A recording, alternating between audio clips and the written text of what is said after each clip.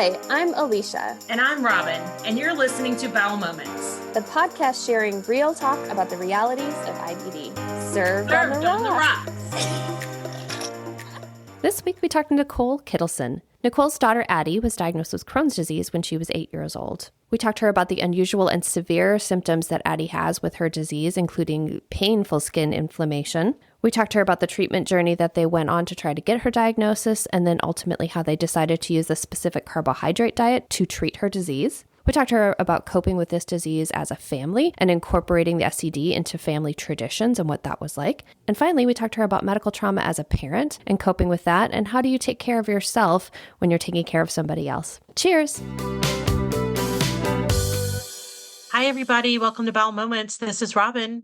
Hey guys, this is Alicia, and we are so very excited to be joined by Nicole. We are so excited to get you on the show, so welcome. Thank you. Super excited to be here. Well, we are excited to share your family story and delve in a little bit more, but first, very unprofessional question for you is, what are you drinking? I'm drinking water. However, I wish it was another clear liquid called vodka.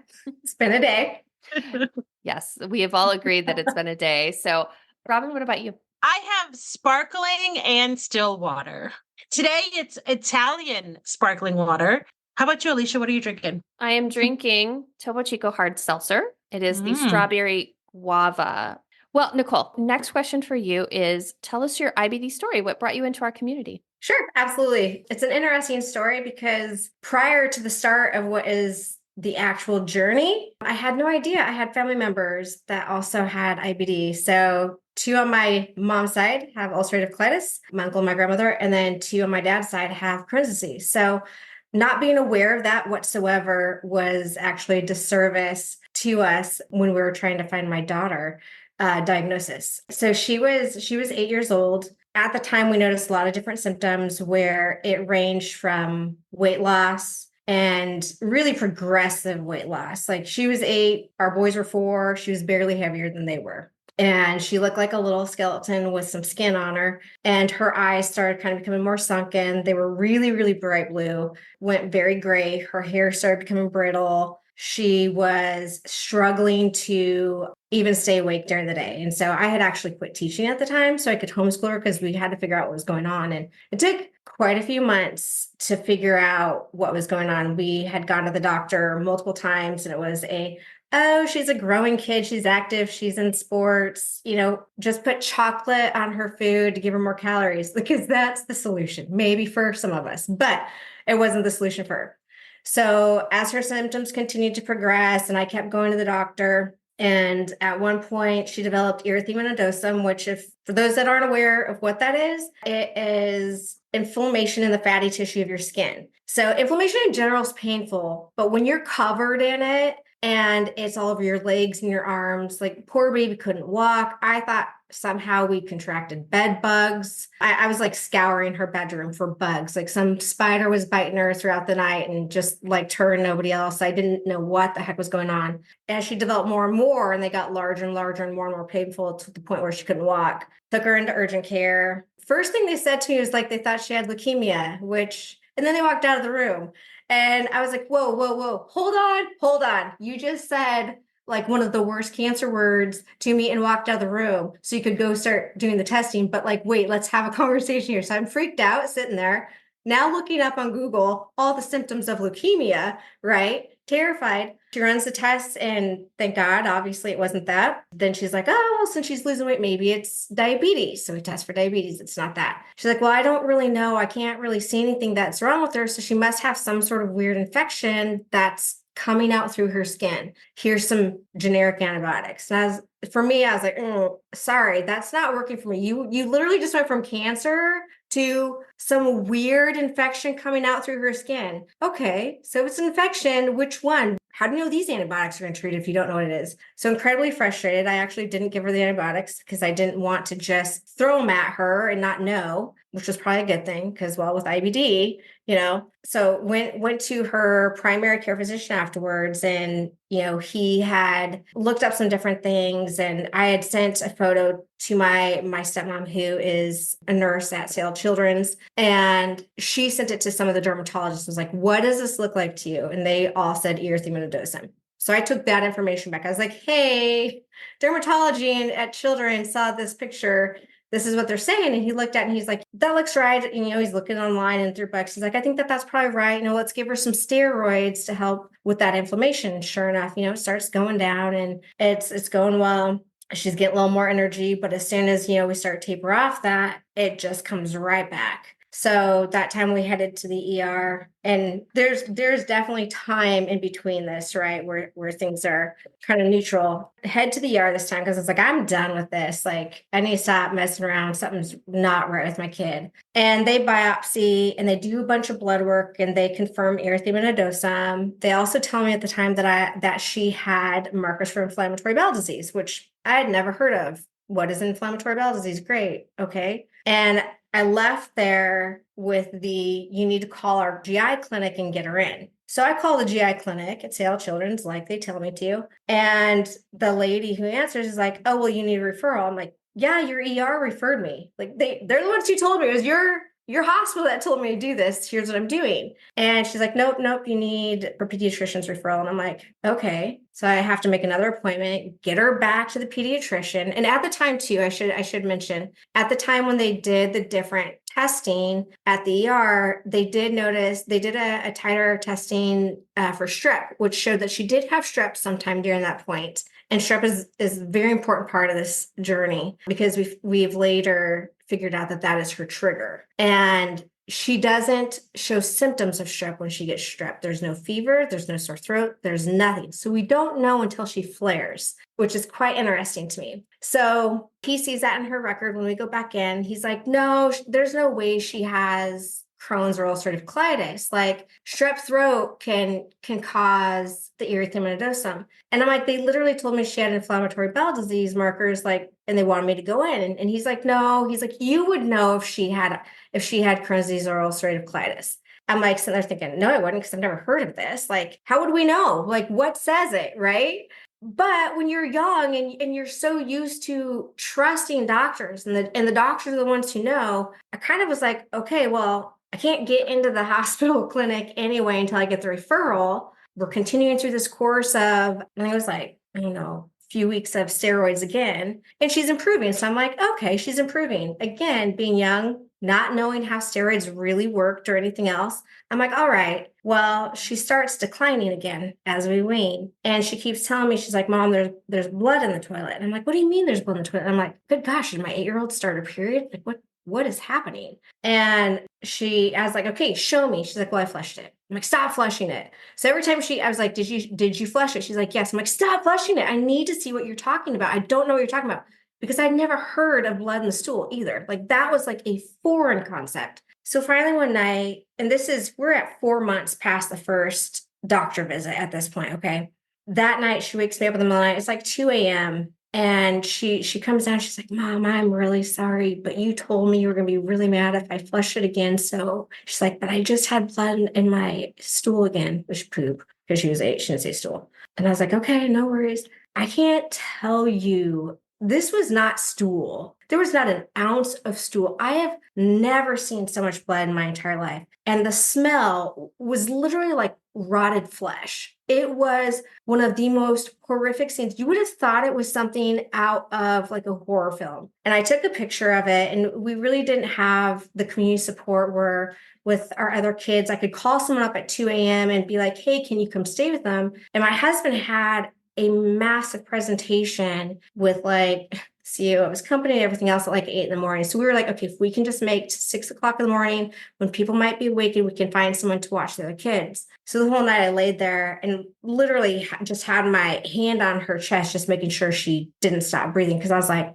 is she going to make it through the night? Like I've never seen anything like this. So I take the picture, I go back to Sale Children. She is thrown up in the car. She can't she is a hot mess, the poor kiddo. And I just went up to him and I was like, showing the picture. I'm like, you're not turning this away. You're admitting her. Something is wrong. And I'm at that point where Mama Bear is like getting mad because, you know, the physicians were starting to make me feel like it was in my head. Like I was just being a helicopter mom. They couldn't find anything wrong, completely dismissed, which then I feel awful because then I'm like getting mad at her and yelling at her, telling her to eat when she's telling me it hurts to eat, right? And she can't. But I'm like, they say nothing's wrong with you. And I'm getting frustrated because I can see something's wrong with her, but everyone's telling me nothing's wrong. So I'm at that point where it's like, you're going to arrest me before I ever leave your presence because this is no longer going to go any further. And she lost so much more blood at the hospital. And they admitted her immediately, and she lost so much blood, and her disease had progressed so much that by the time she was admitted, her kidneys were starting to fail. She needed a blood transfusion, but she was so sick, they were actually scared to. They didn't give it to her. They're like, we're worried that if we give her this blood transfusion right now, it's going to make everything worse. Because they still didn't really know what was going on. They'd done no tests, right? And it was just one of those situations where it was like, we're going to hope and pray that her levels come back up and everything else. But like, it's a risk at this point to try and give her the blood she needs. She had days where it was like over 24 hours of being non-responsive, where I was like, how do I go home and tell my family she's dead? Like, how do I, and the first GI that came in, he was on rounds. Good gosh, that man, he and I were like, I'm glad he did not become her gastroenterologist, because the first thing he said to me is like, your daughter has ulcerative colitis, you need to get her on Remicade right now. And I was like, how do you know? You've done 0 tests. Like, what is going on? I'm tired of people throwing things out there, And he's like, do you want your daughter to get better? Like, belittling me because I'm not making a choice on treatment for my daughter because, 1, I've never heard of these diseases. 2, you've done no tests. You've told me, these doctors have told me all these things. It's this, it's that, it's not this, it's in your head. And suddenly it's this new disease that they have like proven in no way. There's no proof at this point, right? And so I was furious. I mean, he even said something to me because I Googled again. I know we're not supposed to, but I need to be informed, right? Like I need some control. I'm feeling like a real loss of control, and I needed to feel like I had something to do with helping my daughter. So Google was my best friend for those many days in the hospital. But I was researching what he said she had. And so I was like, okay, if this is the GI tract, like, is there anything I can do with diet? Like, are there things that we can do? He's like, this is not an allergy. Your daughter's life is going to suck. Don't take away food she likes. And I was like, all right, we need a new doctor. And we got one. And Dr. David Zuskin, I will say his name because he is the most absolute phenomenal physician, kind and patient and understanding. And when I bit his head off the first time we met, because he told me he thought she had Crohn's, he was very, very patient and explained it all to me. But at that point, I mean, when she finally was able to be well enough and get her colonoscopy and everything else,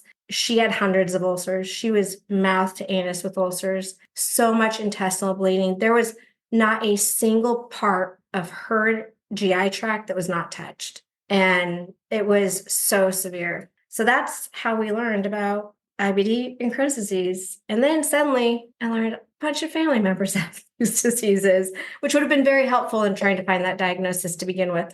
Holy cow. Wow. That is horrifying. Yeah. Horrifying. I mean, just the amount of dismissal that you got from the system throughout that entire process. Just, oh my goodness. So I'm curious, because she was so inflamed, because she was so affected by it, what did they do to start treating her? Was it steroids again or TPN, or what was it? So she was on TPN. She also had a heavy dose of steroids, really heavy dose of steroids to really help calm the inflammation. But she did EEN for 16 weeks. So she was on a formula only for 16 weeks. It was that and water. And the way those formulas are made, it really coats the lining of your GI system, which allows for that mucosal healing. And in 16 weeks, she had complete remission. And then she participated, her first line of treatment after that was participating in a clinical study with a specific carbohydrate diet, which, let me tell you, in this world, trying to find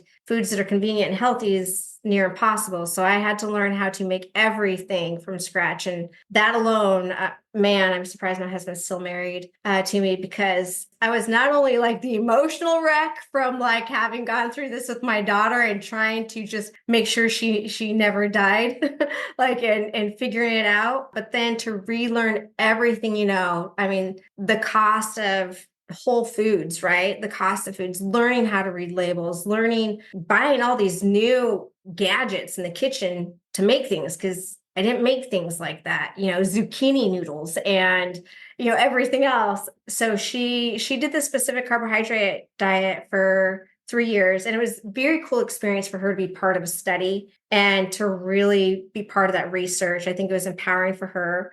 But after about 4 years, she developed strep again, and it caused toxic megacolon, which, if you're not familiar with that, let's just put it this way: you should not be able to see your colon on an x-ray. And when the colon is bigger than your arm in the x-ray, it was bad. It was literally, we had to have x-rays every 12 hours just to make sure it didn't increase even by centimeters, because it was so close to rupturing, and they would have had to do an emergency surgery and just remove it. At that point, again, it was heavy steroids, and then went back to diet. But the toxic megacolon did so much cellular damage that she started growing polyps. And she was having, since she was 11, she probably over the last 7 years has had about 20 polyps removed. We got to that point where even though everything else looked really good,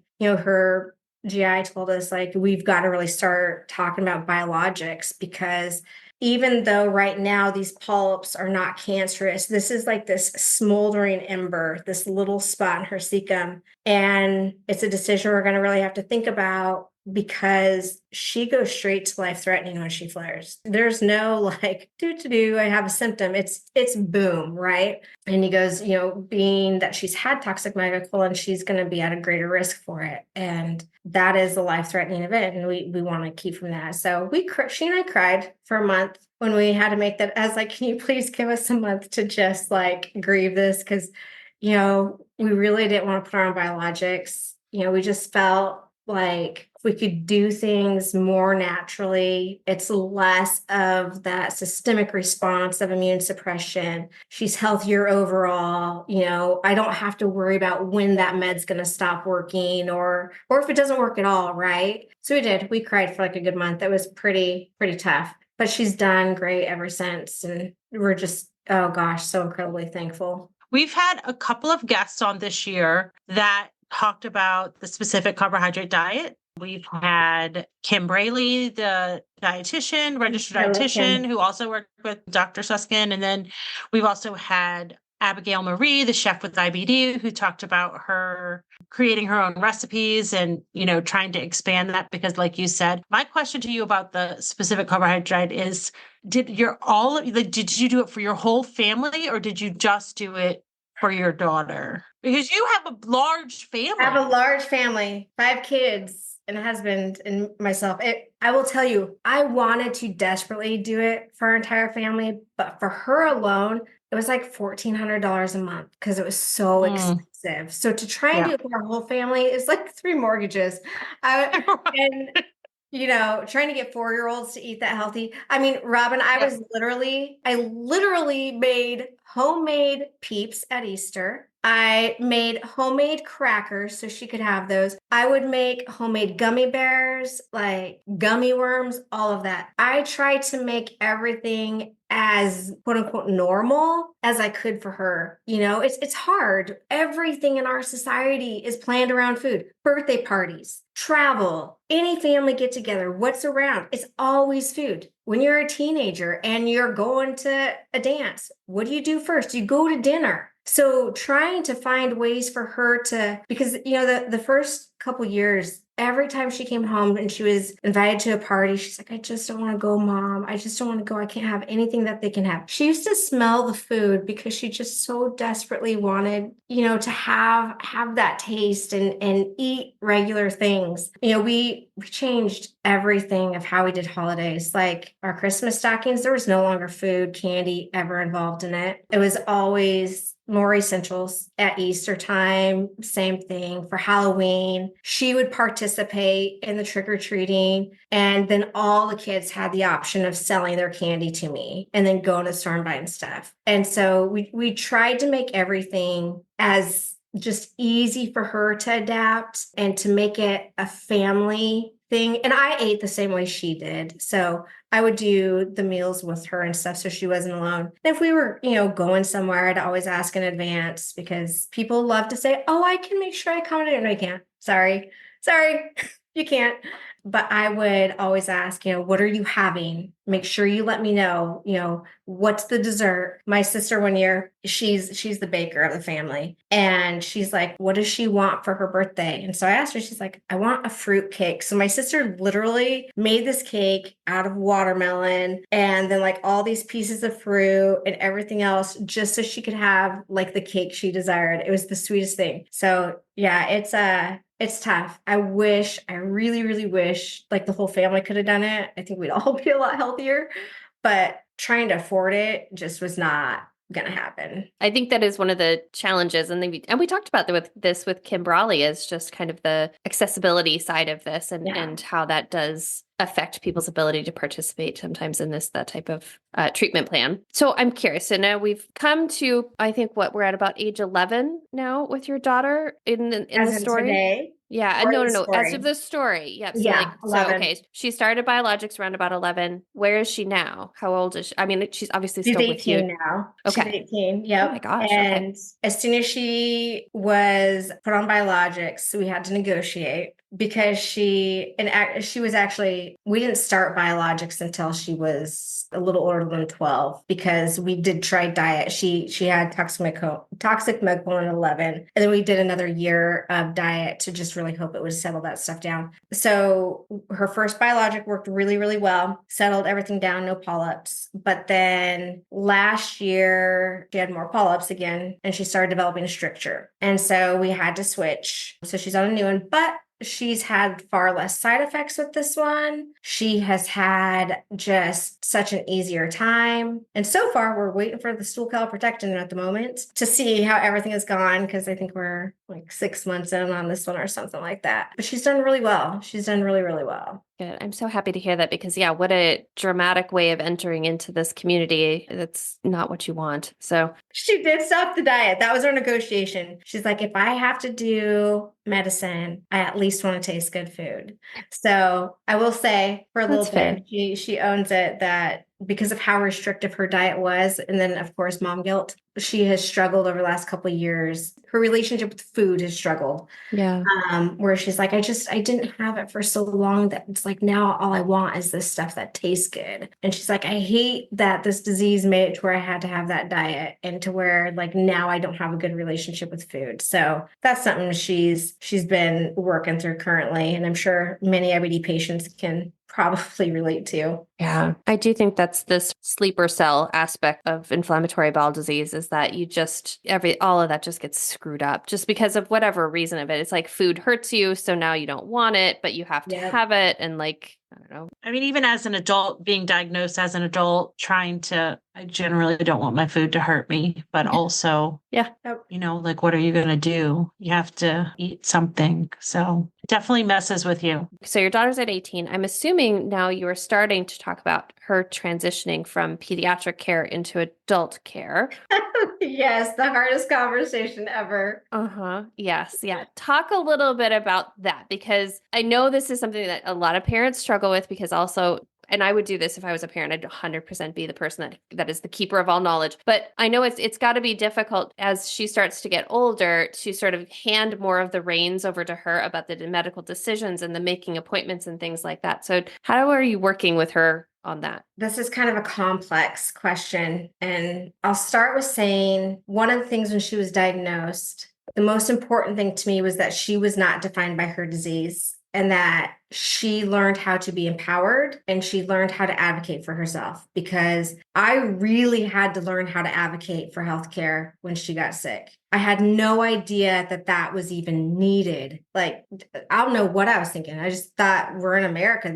We've got all these great resources in terms of healthcare, we've got great insurance. I didn't realize the importance of how you communicate with your physician, that you communicate with your physician, that you don't stop. You don't give up because they tell you that there's nothing wrong. Because I knew. There was no doubt in my freaking mind that something was wrong with my kid and no one was listening to me. And so for me, it was really, really important, because my biggest fear, it triggered a lot of anxiety when she got sick. And one of my biggest fears was, especially with her being on the diet, was if I died, what happens to her? Like, nobody else knows how to cook for her. Nobody else understands the implications of this disease on her life. Like, there was just so much constantly going through my head. And so it was so important for me to start at a really, really young age, and really from the beginning of her journey, to teach her how to have conversations, to come to doctor's appointments prepared with her questions. And I'll say, one of the things that I love and admire about Dr. Susskind is he talks to the pediatric patients. He doesn't talk to mom and dad. I mean, he does, but like,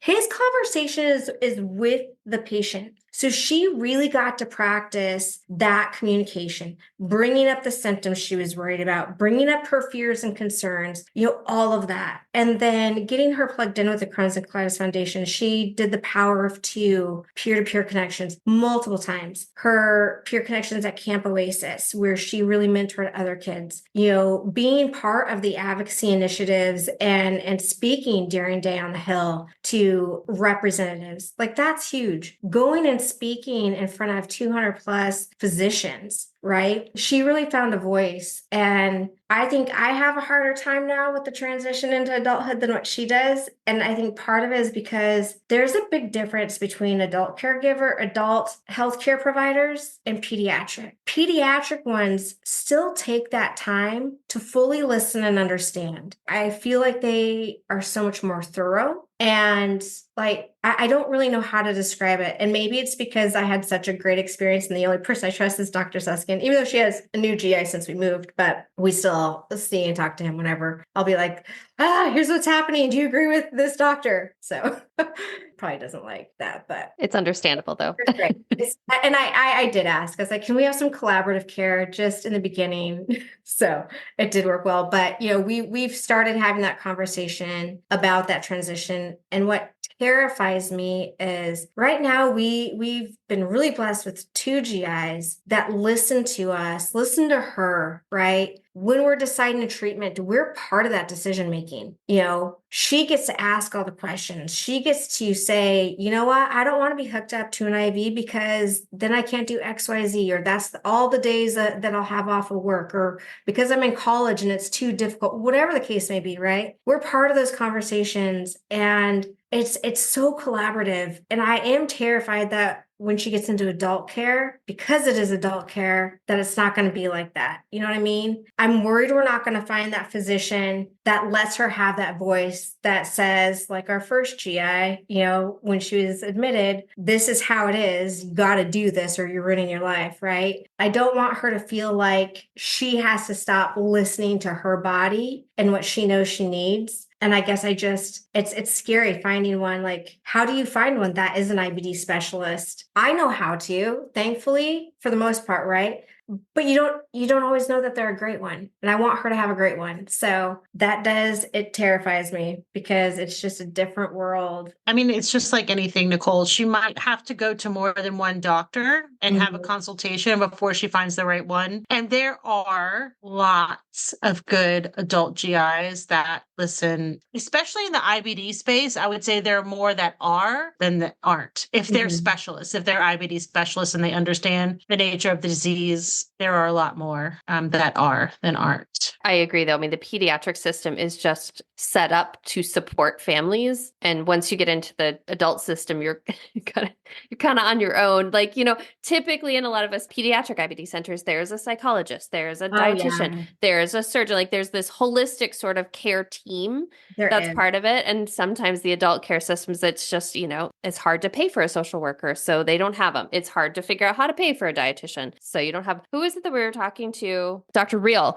She was talking about how like the first time she met one of the doctors, he's like, well, now I have to do more scopes because of you, kind of thing, because it's hard to get paid. That's what it was. That's where their income comes in, is through the surgical procedures and not the clinic hours. Yes. And unless you know how to bill for those services, it's hard to have somebody on your team as an adult care. So it's just the pediatric system. Like, I want to go see a pediatric doctor. Like they just seem I love them. so Seriously. great. But also there are adult doctors that specialize in like college age. So maybe it's that's what's hard to maybe it's a find. transition to an adult doctor that really does specialize in that young adult college age. Yeah, and that's exactly it. Because you do go from this, like they spend time with you and are very, very intentional in the questions that they ask the kids and everything else to, hey, you got 10 minutes. What do you got? That transition is no joke. It is, for whatever reason, one of the most anxiety driving things when it comes to care. Especially it's really hard to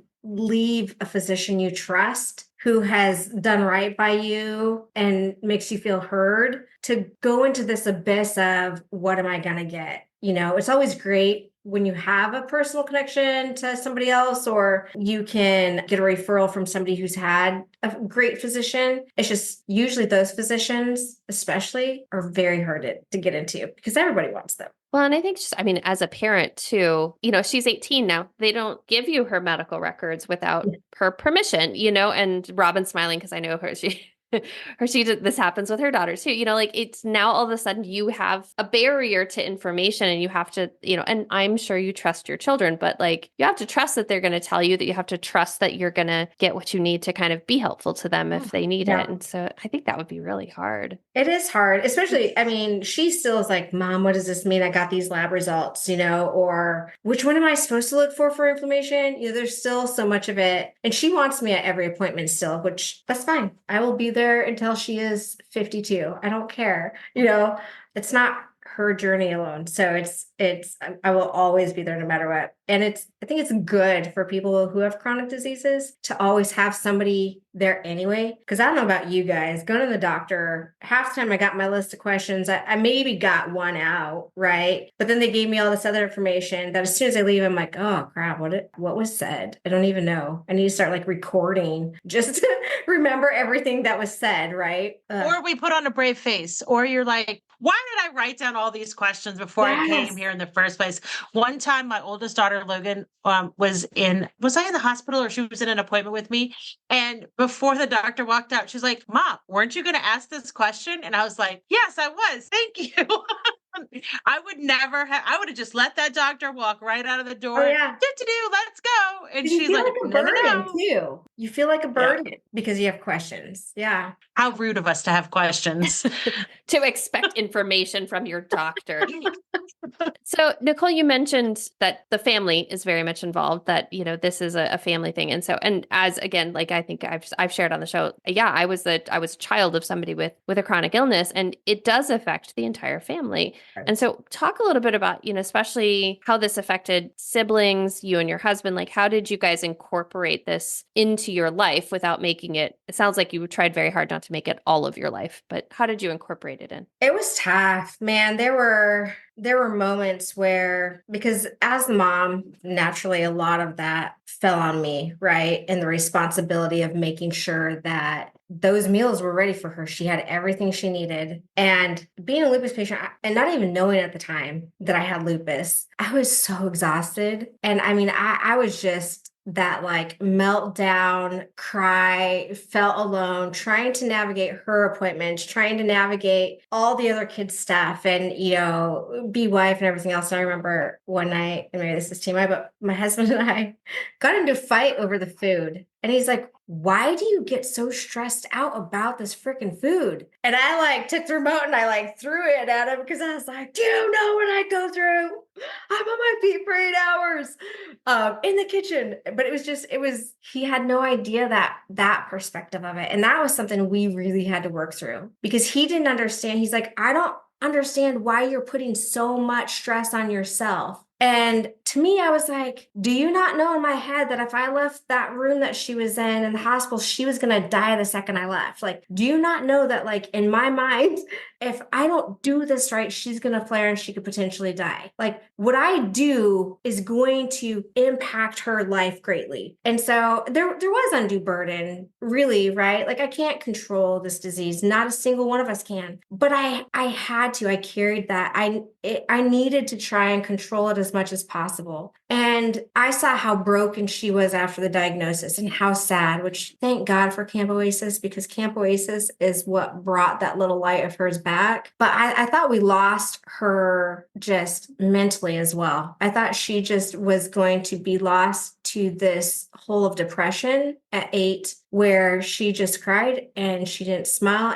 And she is a girl that like just radiates joy. I'm going on a tangent here, but there were just so many things. And then knowing that like I was in ways neglecting my other kids because I couldn't take them to all the sports or activities that I was doing before because I was going to the hospital every 2 weeks for blood work and different things. Then the food got so expensive, we couldn't afford to do all those other things anyway. And, their entire holiday plans changed with how we started doing things. And I will tell you, never once have my other kids complained. Never once did they like blame her for the fact that traditions changed a bit. Never once did they even like blink. And I'm so thankful for that because she's never felt that guilt, right? It's never even occurred to her. But, as a mom, I had to navigate all those different roles and figure it out. And there was no time for me, like absolutely no time for me. And it was hard. But the biggest thing is she couldn't feel alone. She was not by herself. She had an entire family community that loved her. We were all going to be that support she needed. And I think that support and the way we make it a family journey is what made it so much easier for her, which made her more empowered. It made her proud, right? That the stuff she was doing with the Crohn's and Colitis Foundation and just with other IBD patients, it gave her this very confident voice where she's even said, Mom, I know this disease is horrible, but like, I'm really thankful I have it. It's brought a lot of good things in my life. And so I don't think she'd necessarily have that same outcome if there wasn't that whole family being part of the journey. I think she could have very easily just remained super depressed. She could have easily just felt isolated and a woe is me, a victim of the disease. And that's not something she is. That's not who any IBD patient should be, that shouldn't be the end of their story. But I mean, and I do know too, like it was hard on the other kids, because I didn't leave the hospital when she's hospitalized, and she's always hospitalized for more than a week at a time. I wouldn't leave. Again, my own anxiety of if I leave that room, she dies the second I leave that room, right? But they missed Mom. I stayed home with them for many years too, and it was hard for them to not know what was happening, that fear of not understanding what her disease really was and what it was doing, and not understanding why their schedules would completely shift out of the blue or is my sister coming home? There were emotional impacts for sure. And I think it caused anxiety. Like I know our youngest son, like he was always worried she was going to die if we went to the hospital. Like I didn't ever verbalize my own anxiety about that, but he did because he didn't understand. We'd just be gone, right? Usually in the middle of the night, because that's when, when else does like the emergency room stuff happen? In the middle of the night. So they wake up and we're not there. But we also had to really educate them. We had to help them understand, had to help them stand up for their sister if kids ever made fun of her because she ate different or, was having bathroom issues, or because there were times where she couldn't make it to a bathroom. I think it's made them much more empathetic and understanding of people with varying types of diseases and disabilities. But yeah, I think it's pretty much a process every day. It is interesting because, we have talked to some psychologists and researchers and things like that talking about trauma, medical trauma. But the one thing they haven't mentioned is trauma for family members that are associated with this. Because, as you're talking, I'm like, Jesus Christ, like you've got a lot of trauma, medical trauma that's happened to Yeah. you because of this. So gosh, I'm like, now we need to tell these folks they need to do some more research.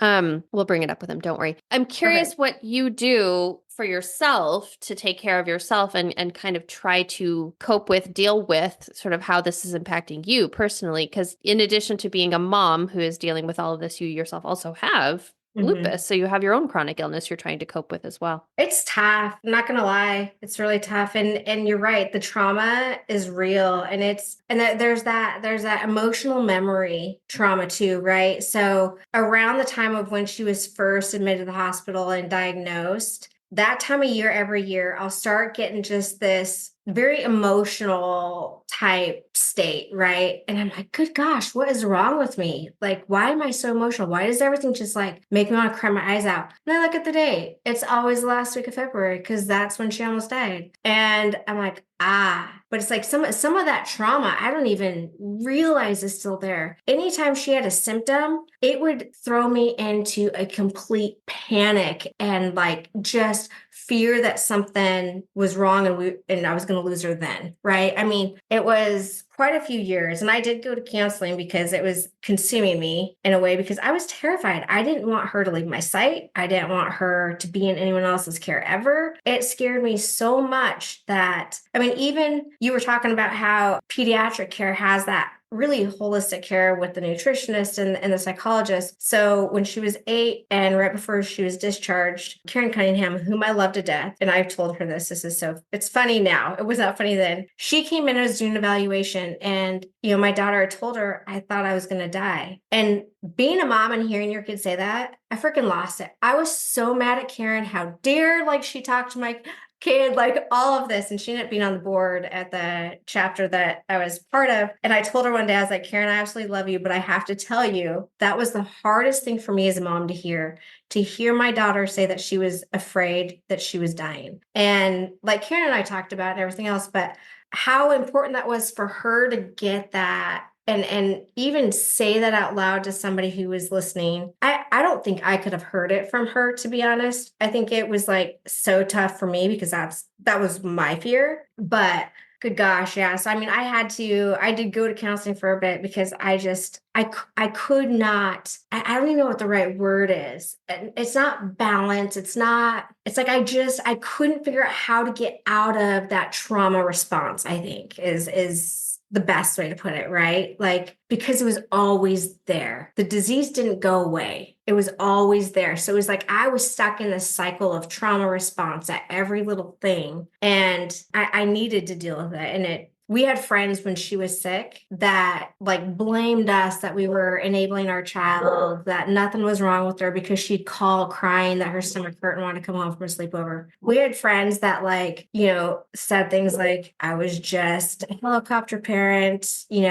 like your kid is this way because you're making her this way. So it's like had this huge trust issue with people in general at that point. And I felt like I had to protect her and like be everything because everyone else proved to me that they couldn't be, that they didn't believe me, right? So after counseling, I think it got a lot easier because like really that was like, I didn't realize how much that experience impacted me. And I didn't do anything to take care of myself. I mean, I slaved to make sure she was taken care of. Her food was taken care of, everything else. And I would say now, as we're years in, as we feel confident in the care she has, as we, are in a place where I think everyone in our family just is so much, I guess, more veteran when it comes to being an IBD family. That's when I finally started getting the care I needed in terms of my lupus. It took 19 years to diagnose my lupus. I kept going to the doctor, and to the point where like he never sent me to a specialist, my own primary care physician. He never even sent me to a specialist. And he finally said after years, I think I went to for 7 years, like with these random symptoms. I mean, things like my arms and hands going ice cold and numb, right? Like losing the feeling. Things you can't make happen, right? I don't care who you are, you can't make it happen. I don't know, maybe somebody can. But, so he finally said to me, because I kept going to him and I was having the really bad lupus brain fog where like I could look at my best friend and not remember her name. I could look at a clock and all I could think to call it is a wall, like just these weird, not normal things. And he finally at one point was like, I think you're bipolar. And I was like, wait, what? He's like, well, your symptoms are also weird. I think it just might be like bipolar. And I was like, oh my. right? Okay, I'm not going to address that except for to say that, but because we will just get on this horrible rant. The gaslighting. Yep. Oh my God. And so, I mean, I was having daily migraines, blood clots, like things you can't just make happen. And so I finally, like, it was like, what the hell? And it wasn't until I moved to Texas, which with lupus, if you don't know, the sun and lupus don't go very well. Well, coming from Washington State where there's no sun, I'm like, there is sun and I'm going to be in it every day. Well, that triggered an entire lupus flare where I thought I had a stroke and everything else. So immediately the first doctor that saw me my entire left side of my face went numb, like 30 pounds of edema almost overnight, like all these issues. And my doctor was like, you have lupus. There's no doubt in my mind. Went through all of my medical history with them, everything else. He's like, did you live in the backwoods? Like, how did you not get diagnosed with this for 19 years? So I was forced to, Alicia, to answer your question, I was forced to really take care of myself because I couldn't drive on a family trip without flaring. Being in the car in the sun made me flare. I would sit on our vacations while everyone else was out at the beach crying because I could put together the vacation, but I couldn't participate in it. So it's forced me to. And I'm glad it has for a couple of reasons because I want my daughter to take care of herself. And there's going to be a day where she has a family. And as a mom, I mean, you guys know you give your all to your family. Like you always come last. And I don't want her to put herself last. I want her to always take care of herself. And I can't expect her to do that if I'm not doing it for myself and being that example. But it's hard to. It is so hard to. Well, and in her case, the consequences of not taking care of herself are so incredibly dramatic. Mhm. You know, it's not quote unquote just a flare. It's a life altering huge deal. So yeah, she has to put herself first. But you're right.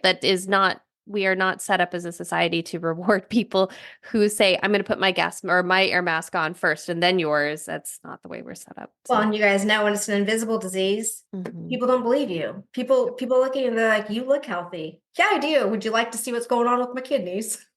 You know, it's like Right.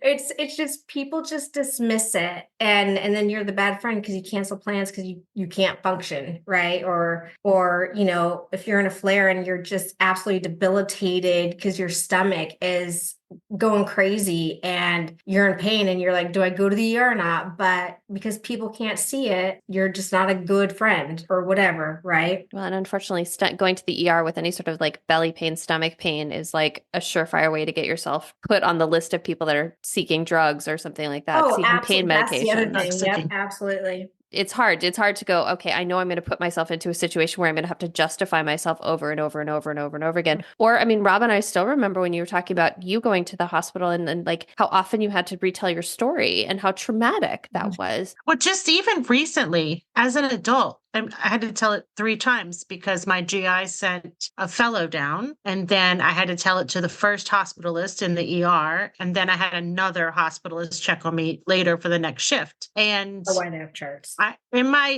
to myself, in my brain, I'm like, okay, you brought yourself to the ER for a reason and your GI knows that reason and you are getting the care that you need in the ER. So just tell your story to these people. And I only had a panic attack twice for 2 people while I was doing that. So I was like, it could have been 3 out of 3. It was only 2 out of 3. So, but I had to stop telling my story and say, I'm sorry, I'm having a trauma response right now. I'm starting to have a panic attack. You're going to have to wait until this passes. And then I'll be able to finish my history with you. But yeah, I mean, as an adult, having to retell what I've gone through, it's very, very traumatic. It's very triggering. Yes. I'm sorry I had to go through that. Me too. But you advocated for yourself in that moment. And that's like something to be super proud of. Like the fact that you're like, you know what, you're going to calm your jets. You're going to wait for me. And I'm going to tell you exactly what's happening because you educated him in that moment too. I mean, you did tell him like, hey, I've had to tell this like 3 times. Like maybe you need to Maybe you need to read the GD charts here, people. We have been talking for over an hour, if you can believe it. Thank you so much for coming on the show and sharing everything that you and your daughter and your family have gone through. But it's time for me to ask the last question. So, what is the one thing that you want the IBD community to know? I think the most important thing is to ensure that you have that network that supports you. Find your people. Those are the people that I just feel like when no one else is there and gets it, there's something to be said about people who get it, right? You obviously don't want others to know that experience that you've gone through, but what it does for your soul and for dealing with it, to have somebody who understands instead of dismisses what you've experienced, dismisses how you're feeling in whatever moment. I think that is huge. And I think just really continuing to talk about and spread the awareness and advocate, it's the only way things change. And there's a lot of change that needs to happen in the medical field. 100%. Now I'm going to ask you advice for parents in particular, anything of that you would add. Give yourself grace. I think it's very easy to fall into the guilt trap as a parent, as a caregiver. Was there something I did that caused this? Did I give them something? Is it because they had antibiotics, too frequently because of regular ear infections? Is it my genetics? Which in my case, it's my genetics, which I feel horrible about. I'd still have her. She'd still want to be here. But, people have asked It's not me. your genetics. It's the people before you's genetics. It's not yours. Well, you inherited those genetics also. My poor dad feels so much guilt that my brother was diagnosed with JA, that I have lupus, and that my daughter has Crohn's, that he has said, if I would have known, I just would have never put you guys through this. And I'm like, Dad, are you kidding me? My life is so much more than this.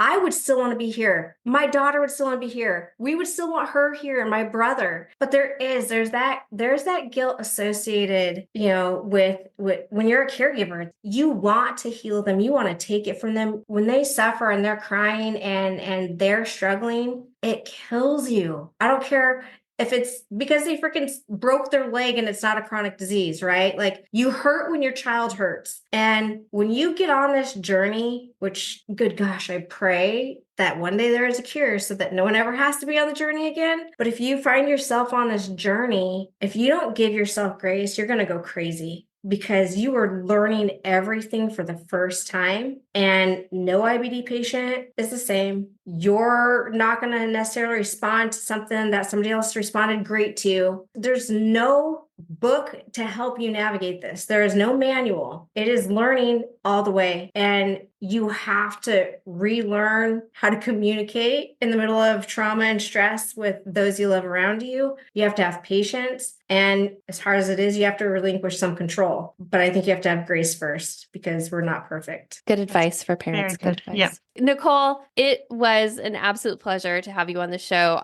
Again, your story is wild, frankly. And I'm sorry that you've had medical gaslighting for yourself and for your daughter and for all of that. But thank you so much for sharing that. I think a lot of people will find the story valuable and inspiring, that you guys have been able to take this and really learn from it and grow from it, and, give a lot of other people some hope as well. So thank you for sharing your family's story. Thank you, everybody else, for listening, and cheers. Cheers, everybody. Cheers. Thank you. Hi, this is Nicole, and if you enjoyed this episode, please rate, review, and share with a friend.